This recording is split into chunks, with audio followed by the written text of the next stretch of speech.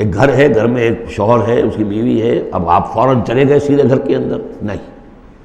اے اہل ایمان، مت داخل ہوا کرو گھروں میں اپنے گھروں کے سوا، حتیٰ تستانسوا، یہاں تک کہ بول چال کر لو، اجازت لے لو، وتسلموا علی اہلہا، اور اذن لینے کی اس وقت جو ہوتی تھی شکل وہ یہی کہ جا کر دروازے پر کہو السلام علیکم، معلوم ہوا کہ کوئی صاحب ہیں کہ جو آئے ہیں، ملنا چاہتے ہیں اور اندر آنا چاہتے ہیں۔ اب اس کے بعد یہ کہ وہ اپنی آئیڈینٹی دیں اور پھر ان کو آنے کی اجازت دی جائے، یہ نہیں کہ بے دھڑک چلے جا رہے ہیں۔ ذالکم خیر لکم لعلکم تذکرون، یہی تمہارے لیے بہتر ہے تاکہ تم نصیحت حاصل کرو۔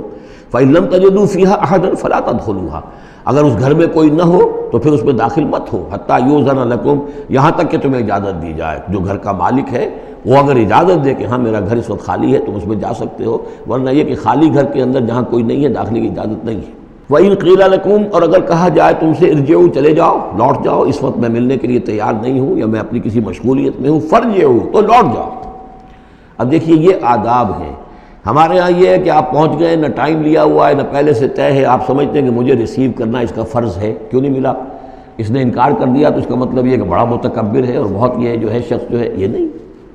اگر تو آپ وقت طے کر کے گئے ہیں تو اس کا فرض ہے کہ وہ آپ کو ریسیو کرے اور آپ کو وقت دے، لیکن اگر آپ اچانک چلے گئے ہیں تو آپ کو اس کی پرائیویسی پر آپ جو ہے حملہ آور نہیں ہو سکتے۔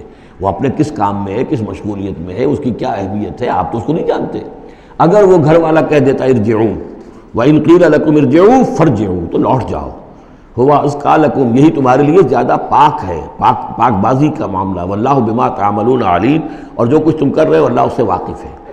لیس علیکم جناح ان تدخلوا بیوتا غیر مسکونۃ، اس میں کوئی حرج نہیں ہے کہ تم داخل ہو جایا کرو ایسے گھروں میں کہ جن میں سکونت نہیں ہے، جس میں کوئی لوگ رہتے نہیں ہیں، ریزیڈینشل نہیں ہے۔ اب گوڈاؤنز ہیں، اب ایسا تو نہیں کہ گوڈاؤنز میں آپ نہیں جا سکتے، سامان پڑا ہوا گودام ہے، آپ جا سکتے۔ فیہا متاع لکم، اس میں تمہارا سامان ہے، تو یہ وہی گودام والی بات ہو گئی۔ واللہ یعلم ما تبدون وما تکتمون، اور اللہ جانتا ہے جو تم ظاہر کرتے ہو، جو کچھ تم چھپاتے ہو۔